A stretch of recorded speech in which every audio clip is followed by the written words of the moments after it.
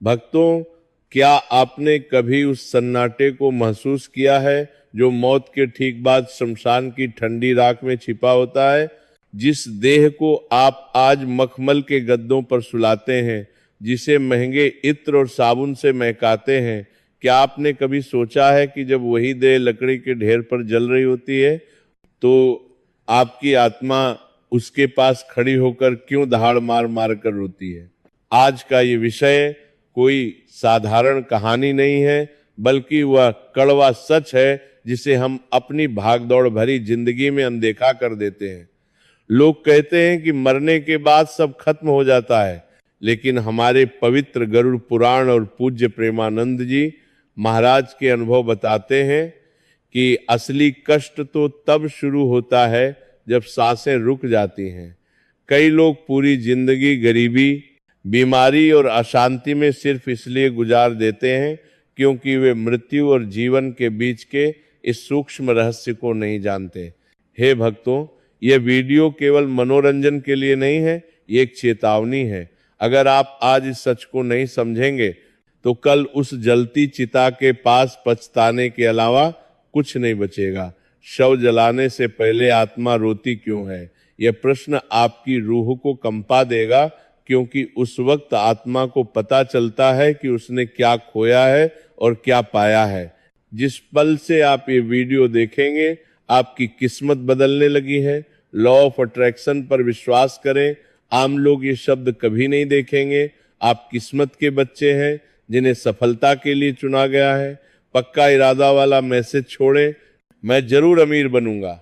आज मेरी जिंदगी के इस टर्निंग पॉइंट को दिखाने के लिए अगर आप सच में देवी लक्ष्मी का आशीर्वाद पाना चाहते हैं तो प्लीज इस जानकारी को कम मत समझिए, क्योंकि सही समय पर किया गया एक छोटा सा बदलाव भी आपकी किस्मत में एक बड़ा मोड़ ला सकता है। आने वाली जरूरी और गुप्त जानकारियां मिस न हो, इसके लिए चैनल को सब्सक्राइब करें। भक्तों, कल्पना कीजिए उस क्षण की जब घर के आंगन में चीख पुकार मची होती है और आप यानी आपकी आत्मा अपने ही निर्जीव शरीर के पास खड़ी होती है। वह देह जिसे आपने पूरी उम्र मैं कहा, जिसे खिलाया पिलाया, जिसे बीमारियों से बचाया, वह अब एक मिट्टी का ढेर बन चुकी है। गरुड़ पुराण कहता है कि मृत्यु के तुरंत बाद आत्मा का मोह समाप्त नहीं होता। वह बेबसी से देखती है कि कैसे उसके सबसे प्रिय लोग, उसकी पत्नी, उसके बच्चे उसके शरीर को छूने से कतराने लगते हैं। लोग कहते हैं जल्दी करो, शव को बाहर निकालो, सूर्यास्त से पहले संस्कार करना है। यह सुनकर आत्मा का कलेजा फट जाता है। उसे विश्वास ही नहीं होता कि कल तक जो घर उसका था, आज वहां उसे शव कहा जा रहा है। जब परिवार वाले शरीर को नहलाकर सफेद कफन में लपेटते हैं, तब आत्मा चीखती है, रुको, मैं अभी यही हूं, मैं मरा नहीं हूं। वह अपने बेटे के कंधे पर हाथ रखने की कोशिश करती है, अपनी पत्नी के आंसू पोंछना चाहती है, लेकिन उसके हाथ हवा की तरह आर पार निकल जाते हैं। कोई उसे देख नहीं सकता, कोई उसकी पुकार सुन नहीं सकता। ये छटपटाहट, ये लाचारी किसी भी शारीरिक घाव से 1000 गुना ज्यादा दर्दनाक होती है। संस्कार का वह दृश्य सबसे भयानक होता है जब शरीर को अर्थी पर लिटाया जाता है। आत्मा उस अर्थी के साथ साथ चलती है। वह अपने घर की दहलीज को आखिरी बार देखती है और उसे याद आता है कि इसी घर के लिए उसने कितने पाप किए, कितनी बेईमानियां की। लेकिन आज वह घर, वह संपत्ति, वह बैंक बैलेंस वहीं छूट रहा है। वह अपनी देह के पीछे पीछे श्मशान तक जाती है, इस उम्मीद में कि शायद कोई चमत्कार हो जाए और वह फिर से इस शरीर में प्रवेश कर ले। लेकिन भक्तों, ये मोह ही सबसे बड़ा कष्ट है। पूज्य प्रेमानंद जी महाराज अक्सर कहते हैं कि जिस इंसान ने जीते जी हरि नाम से नाता नहीं जोड़ा, उसकी आत्मा इस समय सबसे ज्यादा तड़पती है। वह देखती है कि श्मशान में उसकी चिता तैयार हो रही है। वह उन लकड़ियों को देखती है जो उसे जलाने के लिए लाई गई हैं। वह अग्नि की लपटों को देखकर कांपने लगती है। उसे डर लगता है, क्योंकि अब उसके पास कोई सहारा नहीं है। जब चिता में आग लगाई जाती है तो वह आत्मा अपनी ही देह को जलते हुए देखकर व्याकुल उठती है। वो आग की तपन महसूस करती है, क्योंकि उसका सूक्ष्म शरीर अभी भी उस मांस और हड्डी के ढेर से जुड़ा होता है। गरुड़ पुराण के अनुसार वह 60 मिनट का समय एक महाप्रलय के समान होता है। आत्मा चारों तरफ भागती है, मदद मांगती है, लेकिन वहां केवल सन्नाटा और अपनों की सिसकियां होती हैं। यह रोना, यह क्रंदन केवल देह के लिए नहीं होता, बल्कि उस पछतावे के लिए होता है कि हाय, मैंने पूरा जीवन व्यर्थ गंवा दिया, मैंने परमात्मा का नाम क्यों नहीं लिया। भक्तों, अब हम उस रहस्यमयी और रोंगटे खड़े कर देने वाले सत्य की गहराई में उतरेंगे, जिसे सुनकर बड़े बड़े पापियों का हृदय भी कांप उठता है। जब सांसों की डोर टूटती है तो आत्मा को जो कष्ट होते हैं वे किसी शारीरिक चोट के समान नहीं होते, बल्कि वह मानसिक और आध्यात्मिक पीड़ा की चरम सीमा होती है। गरुड़ पुराण कहता है कि जैसे एक जीवित व्यक्ति को हजारों बिच्छू एक साथ डंक मारे, वैसी ही तड़प एक पापी आत्मा को उस समय महसूस होती है। आइए जानते हैं वे 4 प्रमुख कष्ट क्या हैं और उनके पीछे के छिपे हुए कारण क्या है। पहला कष्ट यमदूतों का भयानक दर्शन और पाश का बंधन है। भक्तों, जैसे ही देह से प्राण निकलते हैं, आत्मा के सामने यमलोक के 2 दूत आकर खड़े हो जाते हैं। लेकिन याद रखिए, ये दूत सबको एक जैसे नहीं दिखते। जो इंसान जीवन भर अधर्म करता है और दूसरों का हक मारता है, उसके सामने ये यमदूत काल के समान भयानक रूप में प्रकट होते हैं। उनकी आंखें जलते हुए अंगारों जैसी लाल होती हैं और उनके बाल बिखरे हुए होते हैं। वे अपने हाथों में लोहे का एक भारी पाश लेकर आते हैं। वे आत्मा जो पूरी उम्र अहंकार में डूबी रही, वह इन दूतों को देखकर थर थर कांपने लगती है। यमदूत उसके गले में वह अदृश्य फंदा डालते हैं और उसे घसीटने की कोशिश करते हैं। उस समय उसे अपने हर एक पाप का स्मरण होने लगता है और उसे वह हर पल याद आता है जब उसने किसी असहाय को रुलाया था। आत्मा को उस समय अपनी देह से अलग होने में उतनी ही पीड़ा होती है जितनी एक पेड़ को जड़ से उखाड़ने में होती है।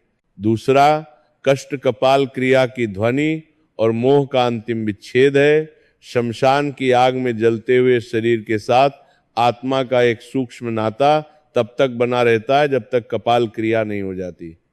आपने देखा होगा कि जब शव पूरी तरह जलने वाला होता है तो घर का मुख्य सदस्य एक डंडे से खोपड़ी पर प्रहार करता है। यह देखने में केवल एक रस्म लगती है, लेकिन सूक्ष्म जगत में यह आत्मा के लिए एक वज्रपात के समान है। जैसे ही खोपड़ी फटती है, एक तेज आवाज होती है जो केवल वह आत्मा सुन सकती है। यह वह क्षण है जब आत्मा को एहसास होता है कि अब वापसी का कोई मार्ग नहीं बचा। वह घर जिसे उसने इंट इंट जोड़कर बनाया था और वह परिवार जिसके लिए उसने दिन रात एक कर दिया, अब उनसे उसका हर रिश्ता टूट चुका है। वह आत्मा उस समय पागलों की तरह चीखती है, क्योंकि वह मोह की बेड़ियों से अभी भी बंधी होती है। प्रेमानंद जी महाराज कहते हैं कि जिस इंसान ने जीते जी ईश्वर के नाम का सहारा नहीं लिया, वह इस समय सबसे ज्यादा तड़पता है। तीसरा कष्ट सुई की नोक जैसी प्यास और भूख की असहनीय तड़प है। गरुड़ पुराण में वर्णन है कि यमलोक की यात्रा पर निकली आत्मा को एक ऐसी प्यास लगती है जिसे शब्दों में बयान नहीं किया जा सकता। चिता की अग्नि और उसके कर्मों की गर्मी उसके सूक्ष्म कंठ को सुखा देती है।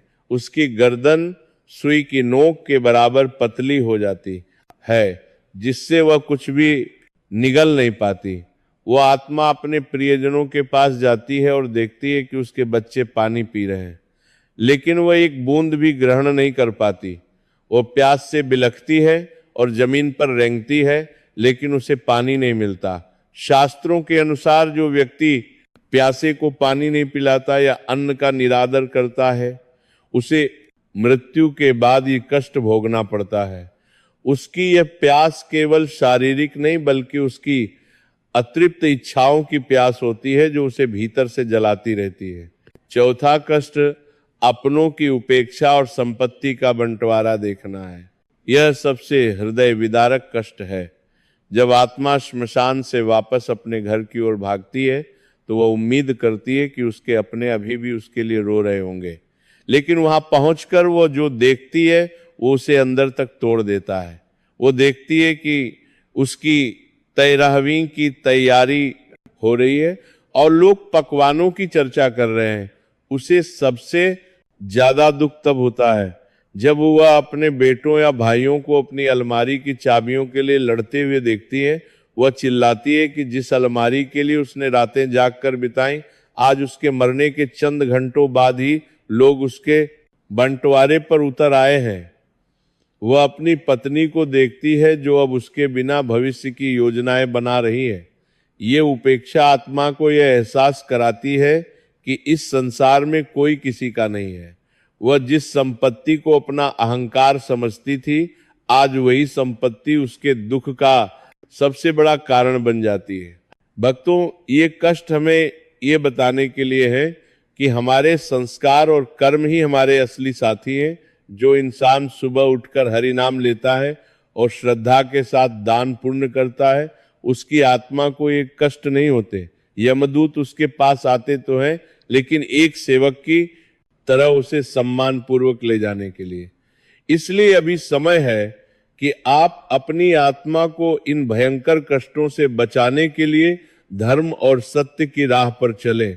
भक्तों, अभी हमने उन भयानक कष्टों के बारे में सुना जो एक आत्मा को मृत्यु के बाद भोगने पड़ते हैं, लेकिन हमारा सनातन धर्म केवल डराता नहीं है, वह मार्ग भी दिखाता है। भगवान श्री कृष्ण ने गीता में और भगवान विष्णु ने गरुड़ पुराण में स्पष्ट कहा है कि कर्म ही वह नाव है जो आपको इस वैतरणी नदी से पार लगाएगी। प्रेमानंद जी महाराज भी बार बार यही समझाते हैं कि मृत्यु से डरो मत, बल्कि मृत्यु की तैयारी करो। तैयारी का मतलब सामान बांधना नहीं, बल्कि पुण्य की पूंजी जमा करना है। आइए जानते हैं वे 3 सरल उपाय जो हर साधारण इंसान कर सकता है और अपनी आत्मा को उन 4 कष्टों से बचा सकता है। पहला उपाय है दान और तर्पण की दिव्य शक्ति।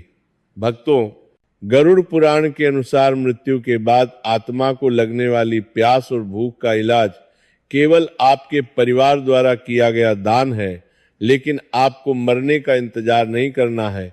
आपको जीते जी अन्न दान और जल दान की आदत डालनी चाहिए। शास्त्रों में लिखा है कि जो व्यक्ति अपने जीवन में प्यासे को पानी पिलाता है और पक्षियों को दाना डालता है, यमलोक की तपती राहों में उसे शीतल छाया और अमृत जैसा जल प्राप्त होता है। विशेष रूप से 20 दिसंबर जैसी शनि अमावस्या के पवित्र मुहूर्त पर किया गया दान 144 वर्षों के पापों को काट सकता है। इस दिन यदि आप किसी गरीब को भोजन कराते हैं या काले तिल का दान करते हैं, तो वह सीधा आपकी आत्मा के पुण्य खाते में जमा हो जाता है। याद रखिए, आपके द्वारा दिया गया एक गिलास पानी मृत्यु के बाद आपकी प्यास बुझाने का जरिया बनेगा। दूसरा उपाय है नाम जप और मंत्रों का सुरक्षा कवच। भक्तों, ये सबसे सरल लेकिन सबसे शक्तिशाली उपाय है।